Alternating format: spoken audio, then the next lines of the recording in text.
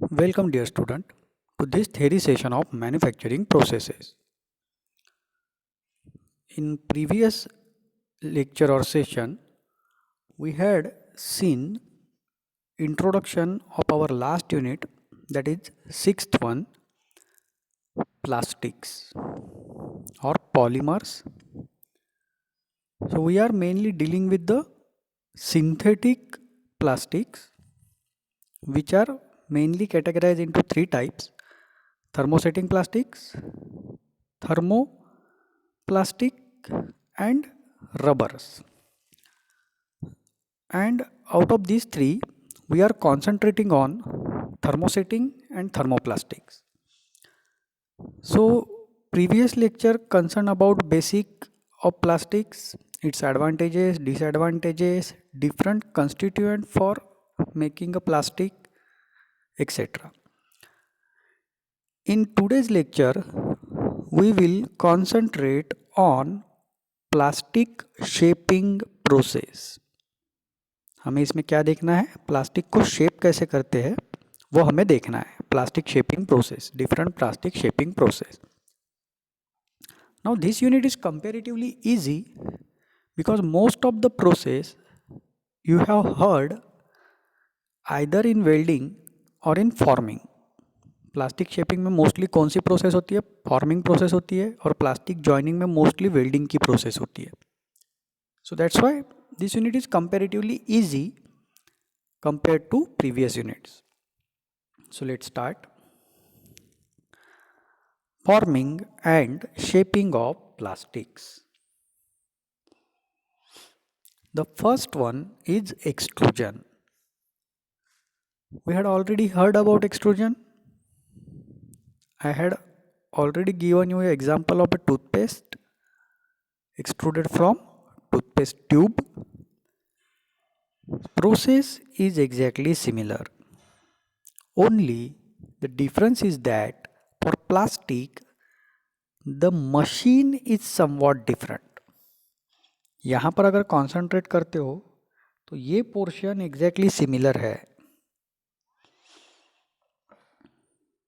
पीछे से मटेरियल आता है, आप उसे एक डाई से एक्सट्रूड करते हो और वो डाई का शेप से आपका क्रॉस सेक्शन बनेगा.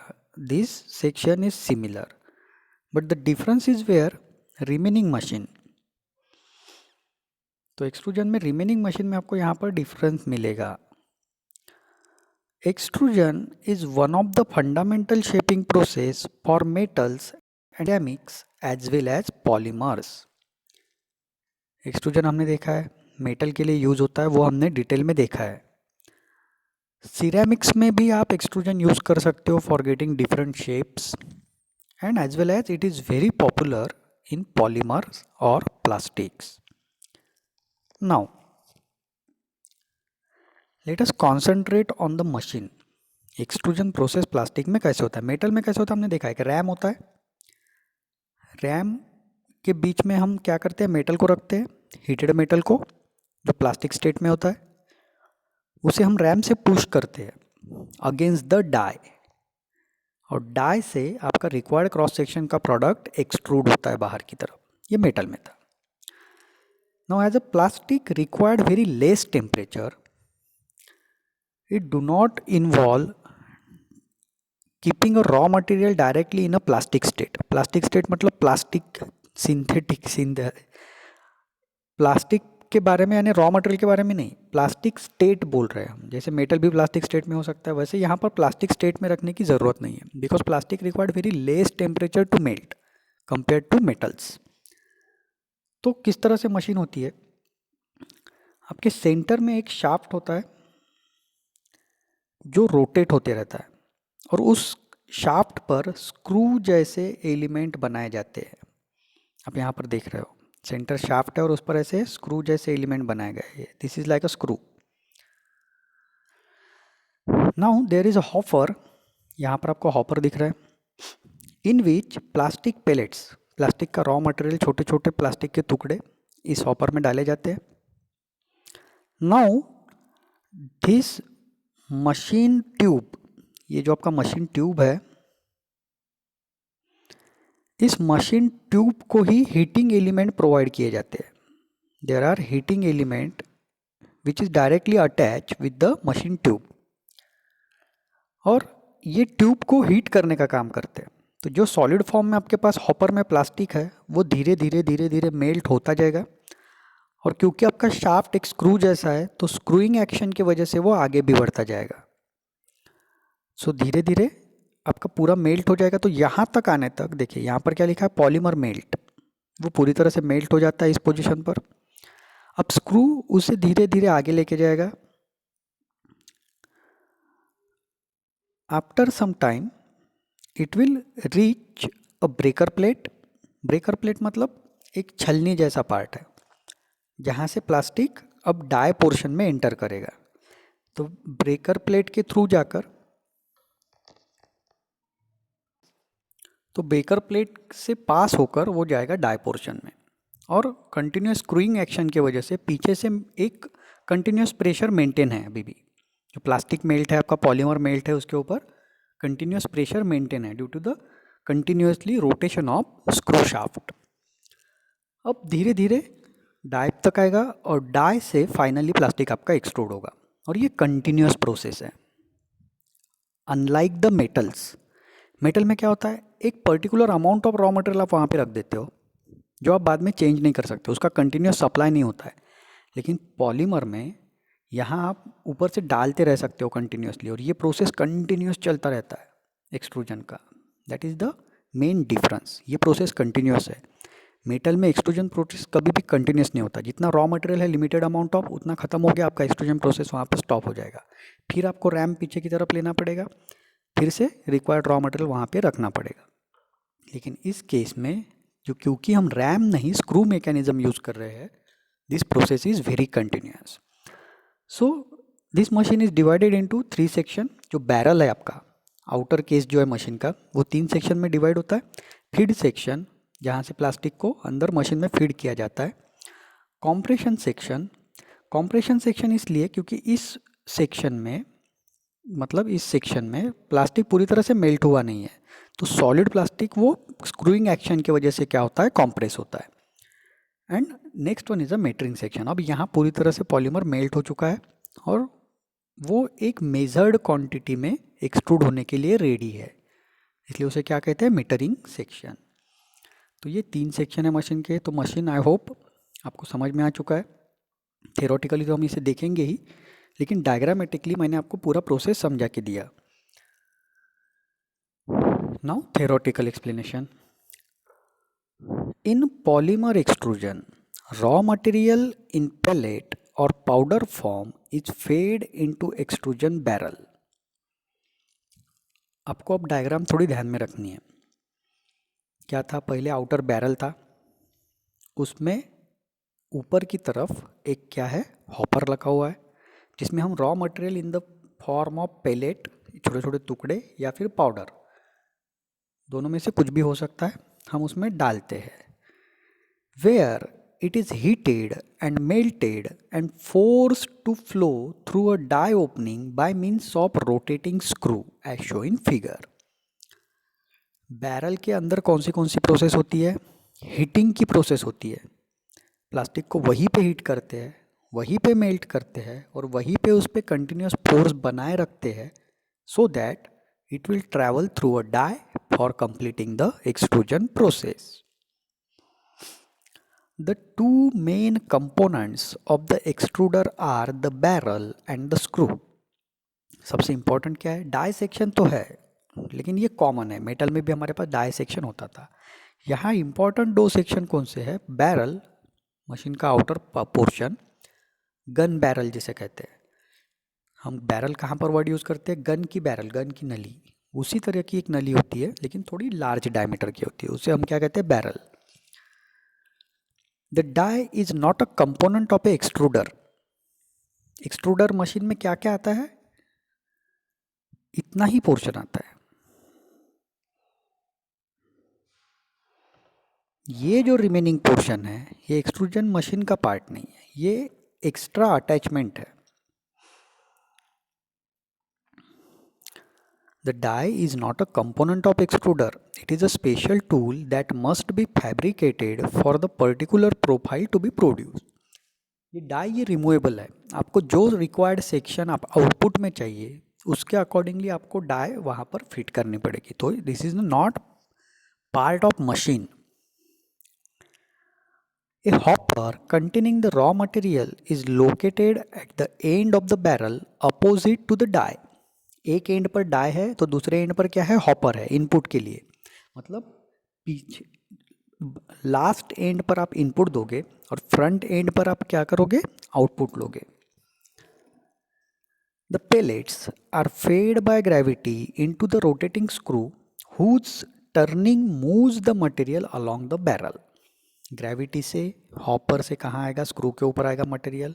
स्क्रू क्योंकि रोटेट हो रहा है, उसके रोटेटिंग एक्शन की वजह से मटेरियल धीरे धीरे आगे बढ़ेगा। Electric heaters are use to melt the solid pellet. Electric heater से क्या करते हैं, हम उस बैरल में ही रॉ मटेरियल को मेल्ट करते हैं। The material is conveyed through the barrel towards the die opening by the action of extruder screw which rotates at about 60 revolution per minute। जो स्क्रू है आपका उसका रोटेशन बहुत फास्ट भी नहीं होता और बहुत स्लो भी नहीं होता, 60 रिवॉल्यूशन पर मिनट, मतलब एक सेकंड में एक रिवॉल्यूशन। एक कंप्लीट रिवॉल्यूशन वो कितने में लेता है, एक सेकंड में। तो इतने स्पीड से वो रोटेट होते रहता है और धीरे धीरे मटेरियल को आगे फोर्स करते रहता है। The screw serves several functions and is divided into sections that corresponds to these functions। The section and the functions are, अब हमने 3 सेक्शन देखे हैं, फीडिंग, कॉम्प्रेसिंग एंड मीटरिंग। तो वो क्यों है, वो स्क्रू के अकॉर्डिंगली डिवाइड किए गए हैं। First one is a feed section in which the stock is moved from the hopper port and preheated। Feed section में क्या होता है, हॉपर के नीचे से पार्ट को थोड़ा आगे लेके जाते हैं रॉ मटेरियल को और उसका हीटिंग स्टार्ट हो जाता है, ये है फीडिंग सेक्शन का काम। दूसरा है compression section where the polymer is transformed into liquid consistency and the material is compressed. अब धीरे धीरे लिक्विड में कंसिस्टेंट होगा सेकंड सेक्शन में, कॉम्प्रेशन सेक्शन में, और लिक्विड में क्योंकि वो पूरी तरह से लिक्विड नहीं है तो धीरे धीरे वो कॉम्प्रेस भी होता रहेगा। Metering in which the melt is homogenized and sufficient pressure is developed to pump it through the die opening। Metering section में क्या होता है, रिक्वायर्ड क्वांटिटी ऑफ मटेरियल पे इतना सफिशिएंट प्रेशर लगता है कि वो डाई से बाहर निकल सके, इतना प्रेशर वहाँ पर जेट डेवलप होता है मेटरिंग सेक्शन में। तो हर सेक्शन का अपना काम है। एप्लीकेशन, अब प्लास्टिक और पॉलीमर एक्सट्रूजन मशीन के एप्लीकेशन क्या है, solid rods, pipes, tubes, plastic coated wires, ये सारे क्या है, पॉलीमर एक्सट्रूजन मशीन के एप्लीकेशंस है। और भी है लेकिन ये आपको इतना ध्यान में रखना है क्योंकि एप्लीकेशन पूरे के पूरे बताने की ज़रूरत नहीं है। इसके जो प्लास्टिक की वीडियो है वो हम सारी प्रोसेस कवर होने के बाद एक साथ देखेंगे, तो आपको अभी प्रोसेस ध्यान में रखनी है। वीडियो में वो ज़्यादा क्लियर होंगे लेकिन वीडियो अभी नहीं देखेंगे आप, पहले सारी प्रोसेस देख लेते हैं और उसके बाद आप वीडियो देखेंगे। एडवांटेज ऑफ एक्सट्रूजन, अब extrusion as a polymer extrusion, अब यहाँ पर हम जब एक्सट्रूजन बोलते हैं तो वो पॉलीमर के बारे में है particularly. Tooling is low cost, tooling low cost होती है। Material thickness can be accurately control, अब प्लास्टिक में कॉन्ट्रैक्शन और एक्सपांशन का इतना प्रॉब्लम नहीं है जितना मेटल में होता है, इसलिए मटेरियल थिकनेस हम एक्यूरेटली कंट्रोल कर सकते हैं। Production rate is high, continuous production है, मैंने बताया मेटल एक्सट्रूजन और प्लास्टिक एक्सट्रूजन में डिफरेंस क्या है, वो नॉन कंटिन्यूस प्रोडक्शन होता है मेटल में, यहाँ पर कंटिन्यूस प्रोडक्शन है तो प्रोडक्शन रेट हाई होता है comparatively. Complicated profile can be produce, जो भी आपका डाई का सेक्शन होगा उसी क्रॉस सेक्शन की कोई भी प्रोफाइल आप जनरेट कर सकते हो। नाउ द नेक्स्ट मेथड, अब डायग्राम थोड़ा सा दिखने में सेम दिख रहा है आपको लेकिन यहाँ पर फंक्शन पूरी तरह से अलग है, मशीन थोड़ा बहुत सेम है। इस प्रोसेस को कहते हैं injection moulding. Injection moulding, moulding मतलब मोल्डिंग वर्ड आपने कहाँ पे सुना है, कास्टिंग में, तो उसी तरह से मोल्डिंग कहाँ यूज़ होता है, जहाँ आप डाई यूज़ करते हो या फिर मोल्ड यूज़ करते हो, उस समय आपका मोल्डिंग वर्ड आएगा।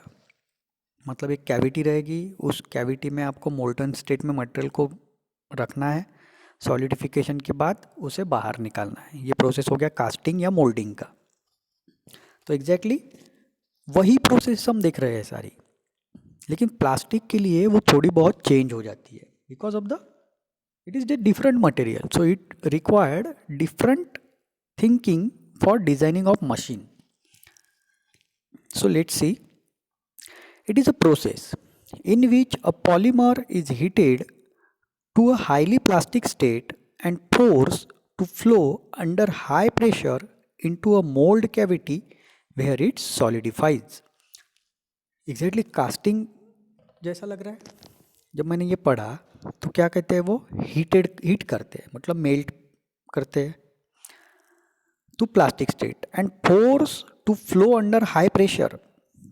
प्रेशर डाई कास्टिंग में भी यही करते हैं, हम मेटल को मेल्ट करते हैं और बहुत हाई प्रेशर से उसको कहाँ भेजते हैं, कैविटी में, into a mould cavity where it solidify.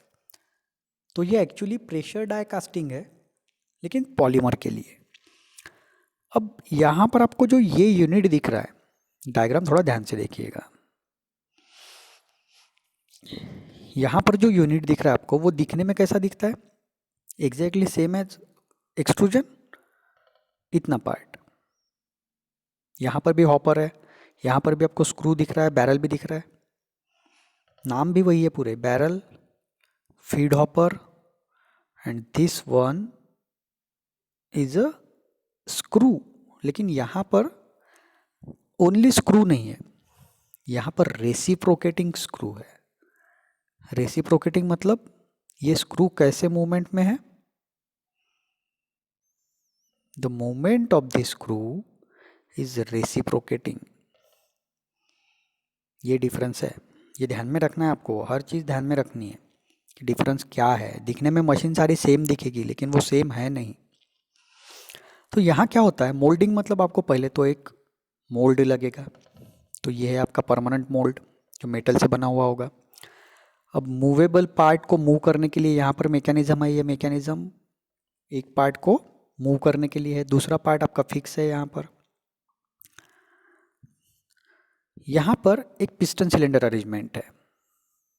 This one is a piston cylinder arrangement for giving reciprocating action to the reciprocating screw.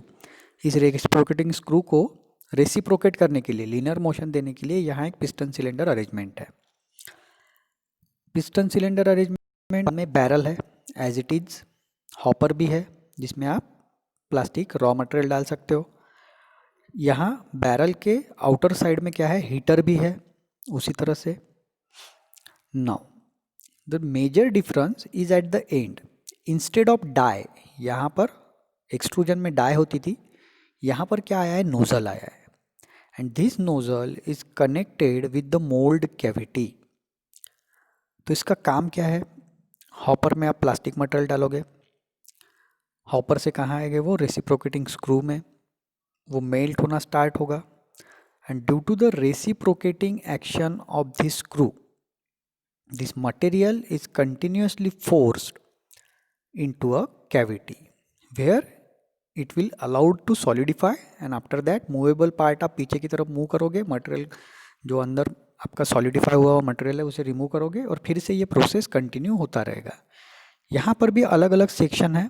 पहला है इंजेक्शन यूनिट, यहाँ तक का पोर्शन आपका पूरा इंजेक्शन यूनिट है इस मशीन का, और बचा हुआ पोर्शन ये क्या है, क्लैंपिंग यूनिट है. तो मशीन थोड़ा सा कॉम्प्लिकेटेड है, इस पर ध्यान देना पड़ेगा आपको, हर पार्ट क्या है, हर पार्ट का काम क्या हो सकता है. यहाँ पर एक नॉन रिटर्न वॉल दिख रहा है आपको. नॉन रिटर्न वॉल का काम ये है कि मटेरियल बस जो आपका लिक्विड प्लास्टिक है वो इस डायरेक्शन में फ्लो हो, ये इस डायरेक्शन में फ्लो नहीं होना चाहिए. इसलिए यहाँ पर क्या लिखा है, नॉन रिटर्न वॉल. उससे एक डायरेक्शन में जा सकता है, वन वे पैसेज मिलेगा वहाँ से, रिटर्न नहीं हो सकता है मटेरियल. तो इसके वजह से कंटिन्यूस प्रेशर मेंटेन रहेगा, आगे की तरफ सिर्फ फ्लो हो सकता है, पीछे की तरफ फ्लो नहीं हो सकता. ये इसलिए ज़रूरी है क्योंकि इसका मोशन है रेसिप्रोकेटिंग. ये इस डायरेक्शन में अगर मटेरियल लेके जाएगा कैविटी तक तो अगर पीछे की डायरेक्शन में मूव होता है तो वो मटेरियल को वापस भी लेके आ सकता है, इसलिए नॉन रिटर्न वॉल दिया गया है ताकि एक ही डायरेक्शन में मटेरियल फ्लो हो। जब आपका स्क्रू पीछे की तरफ आए तो मटेरियल वापस ना आए उसके साथ, that's why the non return wall is given. तो इसको भी थ्योरेटिकली देखते हैं। Equipment for injection moulding evolve from metal die casting. मैंने क्या कहा था, मेटल के लिए जो डाई कास्टिंग प्रोसेस है वही पॉलीमर के लिए क्या है, इंजेक्शन मोल्डिंग प्रोसेस है। An injection molding machine consists of two principal components: the plastic injection unit and the mold clamping unit. Plastic injection unit मतलब जो आपको स्क्रू सेक्शन जो मिलेगा, और मोल्ड क्लैंपिंग यूनिट मतलब जहाँ पर मोल्ड है एक्चुअली और उसका मूव करने की mechanism. The injection unit is much like a extruder. अभी हमने पिछले इसमें एक्सट्रूडर देखा था, दिखने में थोड़ा बहुत वैसे ही दिखता है। It consist of a barrel that is fed from one end of the hopper containing a supply of plastic pellet. यहाँ तक तो कॉमन है। Inside the barrel is a screw whose operation is different from that of an extruder screw in the following respect. जो screw है दिखने में तो exactly same दिखता है लेकिन ऑपरेशन कंप्लीटली डिफरेंट है। कैसे? इन एडिशन टू टर्निंग, उसे रोटरी मोशन तो है ही, but in addition to that for mixing and heating the polymer it also act as a ram.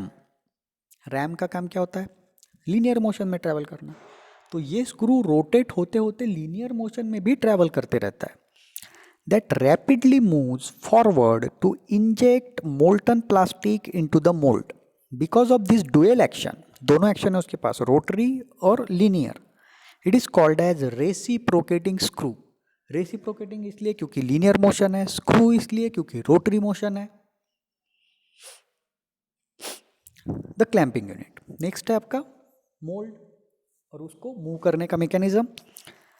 It's concern with the operation of the mould. Its function are to, उसके functions क्या है? Hold the two halves of the mould in proper alignment with each other. Mould के दोनों part को एक दूसरे के साथ प्रॉपरली अलाइन रखना, एक दूसरे के एग्जैक्टली सामने रखना। Keep the mould closed during the injection by applying a clamping force sufficient to resist the injection force. Clamping force इतना सफिशिएंट होना चाहिए कि जब आप हाई प्रेशर से प्लास्टिक को इंजेक्ट करोगे कैविटी के अंदर तो उस हाई प्रेशर की वजह से आपका मोल्ड अनक्लैंप नहीं होना चाहिए। इतना प्रेशर तो उसने अप्लाई करके रखना ही चाहिए। Open and close the mould at the appropriate time in the moulding cycle. Open कब करना है आपको? जब सॉलिडिफिकेशन हो जाएगा तब ओपन होना चाहिए मोल्ड। उसके लिए वो मैकेनिज्म रहेगा, उसको ओपन क्लोज करने के लिए एक रैम और पिस्टन दिया गया है और पर्टिकुलर टाइम पे उसको क्लोज भी करते आना चाहिए। जब इंजेक्शन स्टार्ट हो जाएगा तो वो क्लोज रहना चाहिए। The clamping unit consist of two platens. Platens मतलब मोल्ड के दो हाफ। अ फिक्स प्लेटन, एक फिक्स रहेगा, and a movable platen and a mechanism for translating the letter.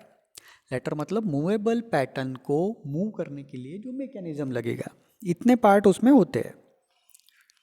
Advantages of injection moulding. अब हमें देखने हैं इंजेक्शन मोल्डिंग के क्या एडवांटेजेस है। It is faster than other processes. अब ये एक्सट्रूजन से भी फास्टर है। क्यों?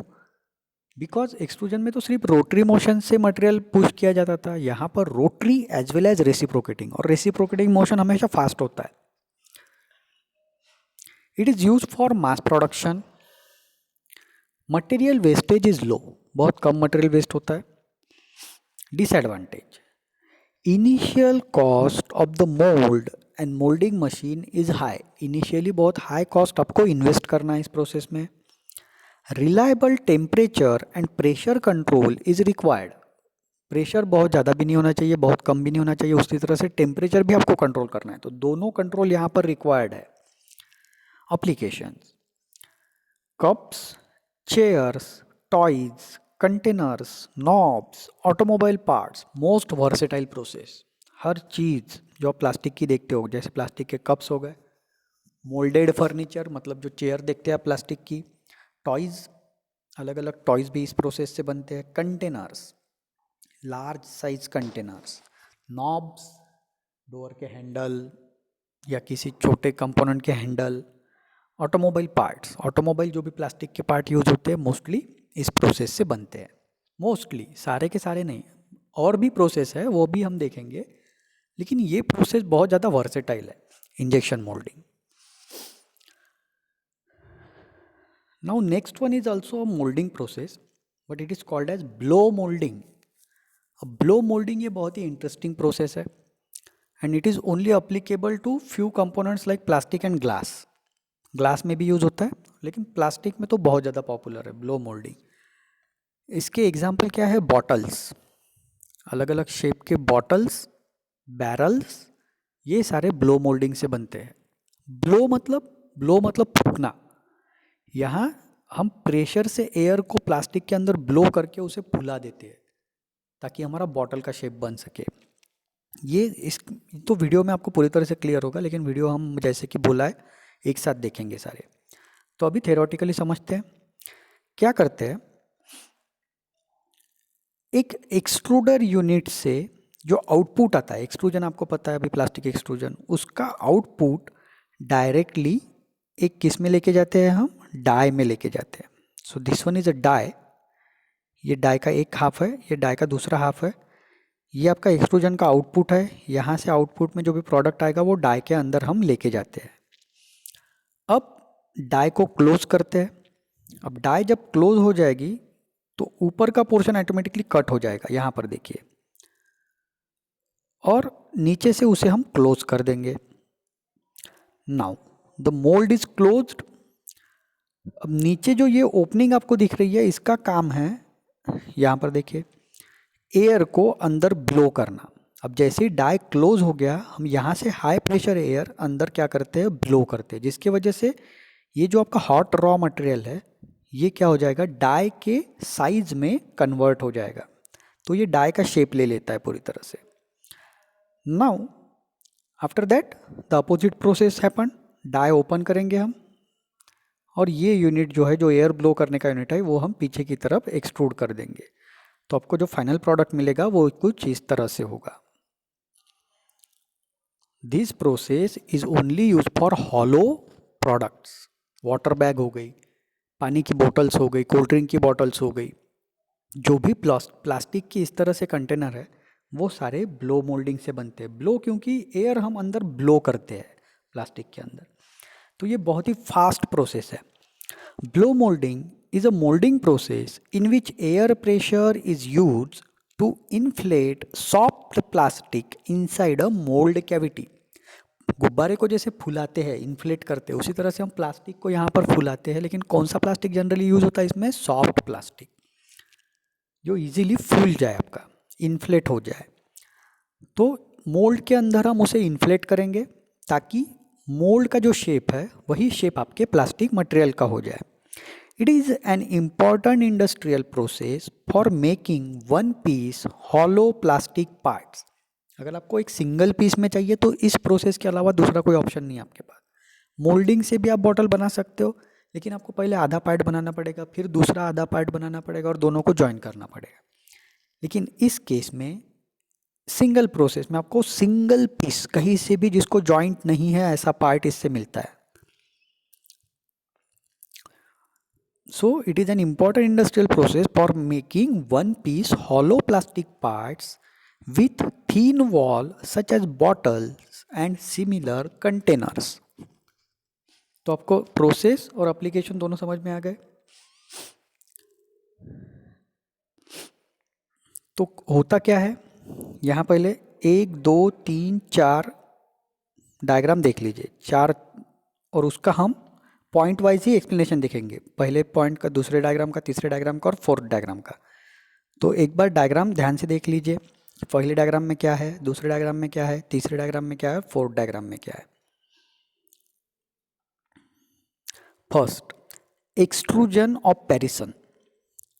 पेरिसन मतलब जो रॉ मटेरियल आपको लगेगा वो एक पाइप शेप लगेगा, उसे हम कहते हैं पैरिसन। तो एक्सट्रूजन ऑफ पैरिसन। दूसरा डायग्राम, पैरिसन इज पिंच, चुटकी काटते हैं, पिंच मतलब चुटकी काटना। पिंच एट द टॉप, उसको टॉप में हम क्लोज कर देते हैं, तोड़ देते हैं। And sealed at the bottom around a metal blow pin as the two halves of the mould come together. जैसे ही मोल्ड के दोनों हाफ एक दूसरे के पास आ जाएंगे तो क्या होगा, ऊपर से वो पाइप कट जाएगा और कनेक्ट हो जाएगा क्योंकि मोल्ड बंद हो चुका है। नीचे से जो ओपनिंग है वहां पर आपका एयर वॉल फिक्स हो जाएगा। The tube is inflated so that it takes the shape of mould cavity. अब एयर वॉल से एयर हाई प्रेशर से अंदर पास किया जाएगा, उसकी वजह से क्या हो जाएगा, आपका जो पाइप है, जो ओरिजिनल आपने पाइप एक्सट्रूड किया था, वो पाइप फूल के उसका शेप चेंज हो जाएगा और वो बॉटल का शेप ले लेगा, मोल्ड का शेप ले लेगा। The mould is open to remove the solidified part. Solidification के बाद मोल्ड को ओपन करेंगे और पार्ट आप डायरेक्टली बाहर ले लोगे। Advantage, initial cost of the mould is low, production flexibility, that is neck inner diameter can be easily controlled to vary the requirements. Bottle weights are adjustable, जितने thickness का आपका pipe होगा, जो input pipe है जो extrusion से अंदर आया है, उसके अकॉर्डिंगली आप बॉटल का वेट और थिकनेस वेरी कर सकते हो। So this is blow moulding. Next process is also moulding. Fourth one is wire drawing. Wire drawing इसलिए एक्सप्लेन नहीं किया है क्योंकि ये एग्जैक्टली सिमिलर है। यूनिट 4 में जो हमने वायर ड्राइंग देखा है, वही डायग्राम, वही प्रोसेस आप यहाँ पर लिख सकते हो अगर वायर ड्राइंग पूछा जाता है एग्जाम में तो। एक्सेप्ट आपको मेटल के जगह पे क्या लिखना है, प्लास्टिक लिखना है। आपको मेटल को कंप्लीटली रिप्लेस करना है प्लास्टिक से। Process point to point, word to word same है जो हमने 4th यूनिट में देखी थी, इसलिए मैं यहाँ पर फिर से एक्सप्लेन नहीं करूँगा। जो अलग प्रोसेस है थोड़ी बहुत, उसे ही हम यहाँ पर एक्सप्लेन कर रहे हैं। Compression moulding. Compression moulding is an old and widely used molding process for thermosetting plastic. Its application also include rubber tires. compression molding क्या है, बहुत ही पुरानी प्रोसेस है। दूसरी बात, बहुत ज़्यादा यूज होती है, लेकिन कौन से मटेरियल के लिए, थर्मोसेटिंग प्लास्टिक। अब तक हमने थर्मोप्लास्टिक की ही प्रोडक्शन देखी है, लेकिन ये जनरली यूज होती है थर्मोसेटिंग प्लास्टिक के लिए। बहुत सिंपल प्रोसेस है, कुछ भी नहीं है उसमें। 2 डाई के पार्ट रहते हैं, देखिए अपर मोल्ड हाफ, यहाँ डाई को मोल्ड कहते हैं हम जनरली क्योंकि मोल्डिंग प्रोसेस है। लोअर मोल्ड हाफ, अपर मोल्ड हाफ में इनबिल्ट पंच होता है, लोअर मोल्ड हाफ में इनबिल्ट कैविटी या डाई होती है, और यह है नॉकआउट पिन। ये इजेक्शन के लिए, पार्ट एक बार बन गया आपका तो उसे इजेक्ट करने के लिए। ये चार्ज है। चार्ज मतलब ये फाइनल स्टेट में थर्मोसेटिंग प्लास्टिक है कि जिसको अब एक बार ऑपरेट किया तो वो परमानेंटली हार्ड हो जाएगा। अब क्या करते हैं, वेलोसिटी और फोर्स ऊपर से अप्लाई होता है और जो भी आपका चार्ज है वो बीच में जो कैविटी है उसका शेप ले लेगा। After the polymerisation reaction completed, आपका जो पिन है ऊपर की तरफ मूव होगा और पार्ट आप अब रिमूव कर सकते हो। सिंपल प्रोसेस है। The process consist of loading a precise amount of molding compound called the charge into the bottom half of heated mold. इसमें मोल्ड आपका पूरी तरह से हीटेड होता है, उसमें आप चार्ज रखते हो, मतलब प्लास्टिक रखते हो, थर्मोसेटिंग प्लास्टिक का कंपाउंड। ये हो गया पहला step.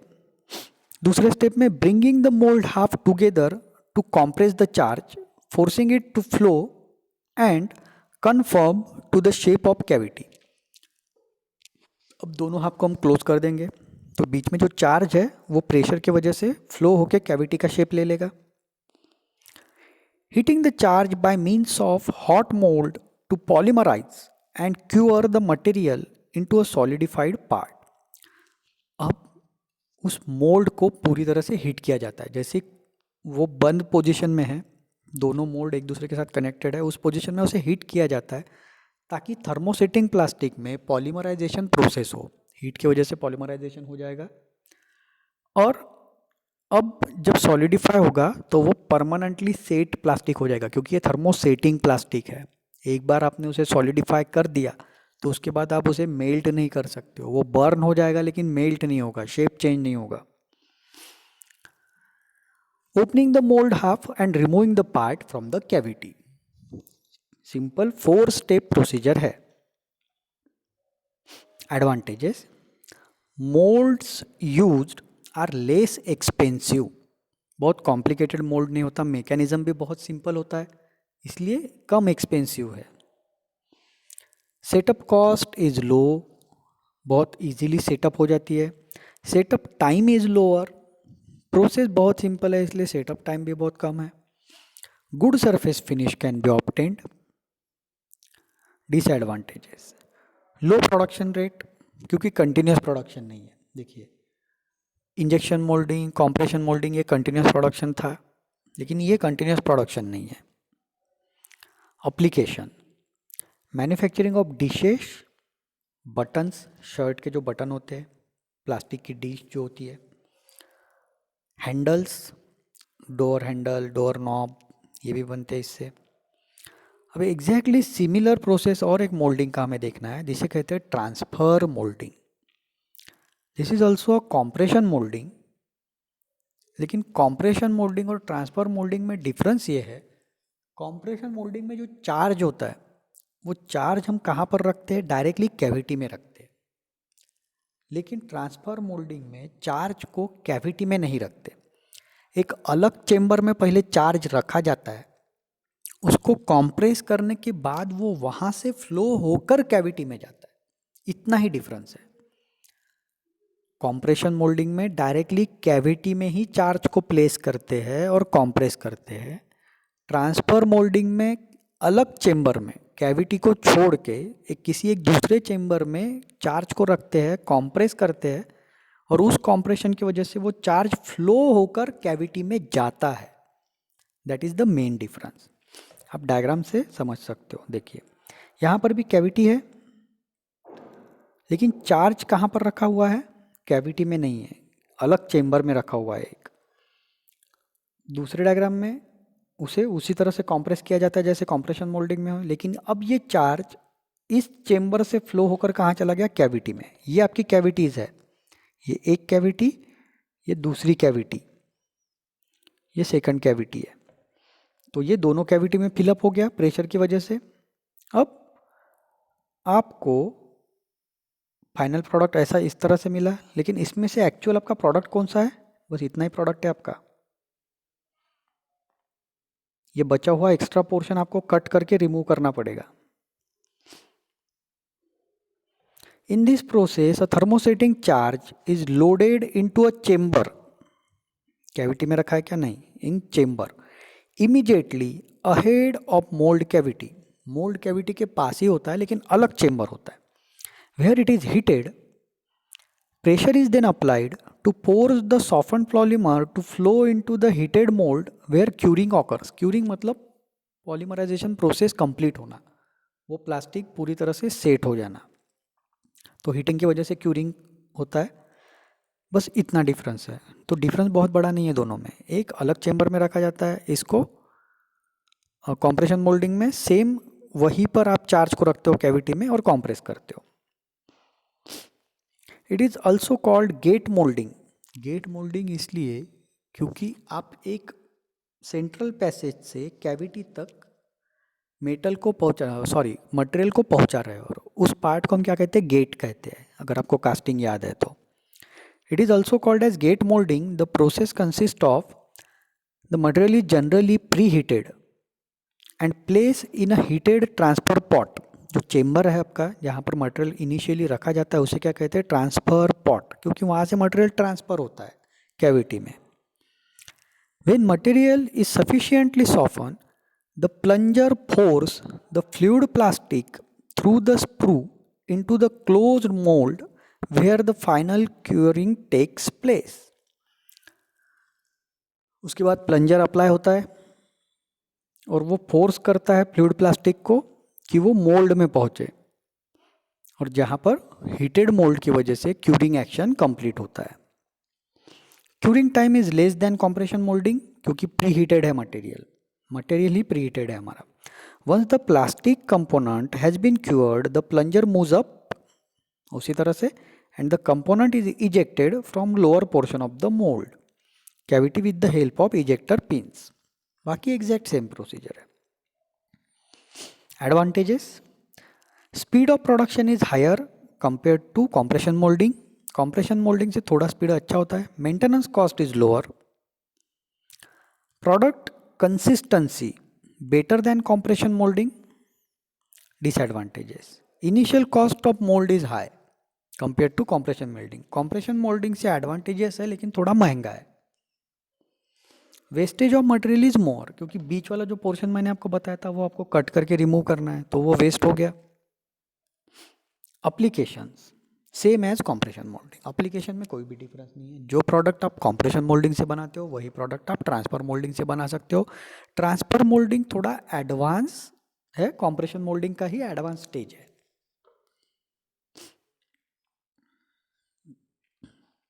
Next process is embossing. Embossing की भी हम नहीं देखें क्योंकि अभी अभी हमने एम्बोसिंग देखा है, उसी तरह से प्लास्टिक में भी एम्बोसिंग होता है। It is important one, calendering. Eighth process जो हमें देखना है, calendering process for producing sheet and film stock of rubber और रबरी thermoplastic such as plasticize PVC. आपने फिल्म्स देखे हैं, फाइल के फोल्डर्स देखे हैं, फोटो एल्बम जो पहले रहते थे उसकी फिल्म्स देखिए, सारी तरह की शीट्स फिल्म्स जिस प्रोसेस से बनती है वो प्रोसेस है कैलेंडरिंग प्रोसेस। अब देखने से ये प्रोसेस कैसे दिख रहा है, मेटल रोलिंग, हमने रोलिंग देखा है, वैसे ही प्लास्टिक में जो रोलिंग का प्रोसेस होता है that process is called as calendering process. Rolling का काम भी वही है, शीट्स बनाना, इसमें भी वही काम है, प्लास्टिक की शीट्स बनाना। देखिए यहाँ पर मल्टीपल रोलर है, यहाँ से आपका इनपुट जाएगा, मल्टीपल रोलर से पास होकर धीरे धीरे उसकी थिकनेस रिड्यूस होती जाएगी और यहाँ पर आपको फाइनल क्या मिलेगा, आपका आउटपुट। तो धीरे धीरे थिकनेस को रिड्यूस करके आपके ओरिजिनल रॉ मटेरियल को शीट्स में या फिल्म्स में कन्वर्ट करना, that process is called calendering process. In the process the initial raw material is passed through a series of rolls, जैसे रोलिंग में था, to work the material and reduce its thickness to desired gauge. ये process continuously होता जाता है, multiple roles होते हैं, उसमें से पास होते होते धीरे धीरे थिकनेस रिड्यूस होके फाइनली उसको रिक्वायर्ड थिकनेस में लेके आएंगे हम। अ टिपिकल स्टेटअप फिगर में जो अपने पिछले बार मैंने आपको दिखाया था, अभी पिछले पेज पर, the equipment is expensive, equipment थोड़ा महंगा होता है, but production rate is high. Rolling में भी हमने देखा था प्रोडक्शन बहुत हाई स्पीड से होता है, speed approaching 2.5 metre per second, 2.5 metre एक सेकंड में प्रोडक्शन हो, इतना रेट है इस प्रोडक्शन का, are possible. The process is noted for its good surface finish and high gauge accuracy in the film. बहुत अच्छा सरफेस फिनिश मिलता है और एक्यूरेसी भी बहुत अच्छी होती है इस प्रोसेस से। Plastic products made by calendering process include PVC floor covering, carpet आपने देखे हैं, कारपेट बनते हैं। शॉवर कर्टन, आपने बाथरूम्स में प्लास्टिक के ऐसे मोटे कर्टन्स देखे होंगे, वो भी बनते हैं। विनिल टेबल क्लॉथ, डाइनिंग टेबल के जो क्लॉथ आते हैं प्लास्टिक के। Pool liners, inflatable boats and toys, गुब्बारे, जो हवा भरने की बोट आती है वो बोट, और टॉयज, ये सारे कैलेंडरिंग प्रोसेस से बनते हैं। ये हो गया आपका पूरा प्लास्टिक मोल्डिंग एंड शेपिंग। अब यहाँ से हम एक वीडियो के लिए जाते हैं। This program will explain the various types of processing machines used to make the wide range of plastic products in use throughout our lives. A good start is injection molding. पहला है आपका injection moulding. बहुत ध्यान से आपको सारा video देखना है, हो सके तो पहले आप इंजेक्शन मोल्डिंग क्या है ये थोड़ा बहुत पढ़ लो। आपके पास नोट्स अवेलेबल है, सब अवेलेबल है सॉफ्ट कॉपी में, और उसके बाद ये वीडियो बहुत ध्यान से देखना। Injection molding is used to make plastic parts using two-part molds that, when closed, are injected with melted plastic to form individual parts. Here's how it works. Material gravity flows into the injection machine screw, where it is melted by the compressing motion of the screw, and then injected into the mold to form the part or parts. Here's how it works. ध्यान से देखना है, ये screw continuously rotate होता है और साथ में उसका रेसिप्रोकेटिंग एक्शन भी दिखाया जाएगा। उसको थोड़ा ऑब्जर्व कीजिए। जब एक्चुअली उसको मटेरियल को इंजेक्ट करना है तो उस समय वो रेसिप्रोकेट होता है, देखना है आपको। Material gravity flows into the injection machine screw, where it is melted by the compressing motion of the screw, and then injected into the mold to form the part or parts. यहाँ देख रहा है आपको reciprocate हो रहा है, वो आगे के सामने उसे इंजेक्ट कर रहा है। The mold is quickly cooled, letting the parts solidify. The mold opens to release the parts, and the mold closes again to repeat the cycle over and over again. Molding cycles can last anywhere from 1 second for tiny parts made in tiny molding machines to minutes for large parts made in presses the size of a building. Extrusion processes use the same plastic melting operation as injection molding, but there is no mold, and the resin compressing screw rotates constantly, and product is created continuously. Extrusion uses a die, a hollow form that molten plastic is pushed through to create its specific shape and thickness. A water bath or spray chamber then cool the extruded shape and often provide pressure and or vacuum controls to properly size the product as it passes through.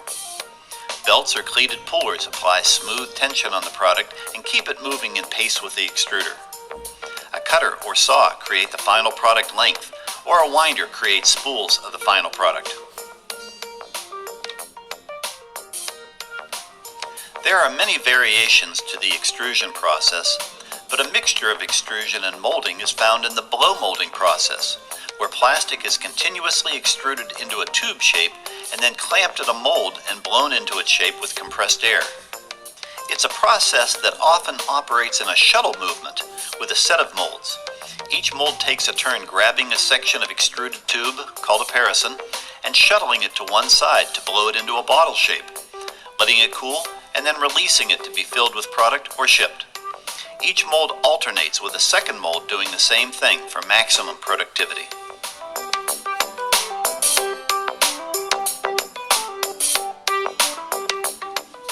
The same blow molding process can also utilize multiple extruders for what is called co-extrusion. Co-extrusion is used to create bottles made up of multiple layers, and each layer possesses special characteristics like suitability for food contact, an outside color for brand awareness, ultraviolet light protection for long shelf life of the product, a layer of regrind for economical reuse of scrap, and many times barrier and adhesive layers are included to separate and bond the layers for a tough, cohesive bottle. A high volume form of blow molding uses many molds mounted onto a continuously rotating wheel mechanism. The extruder creates a hollow tube, and as the wheel rotates, each of its molds will open, grab a parison from the extruder die, blow the parison into a bottle, allow it to cool, and then place it onto a conveyor, producing a continuous stream of finished bottles originating from that continuous flow of plastic from the extruder.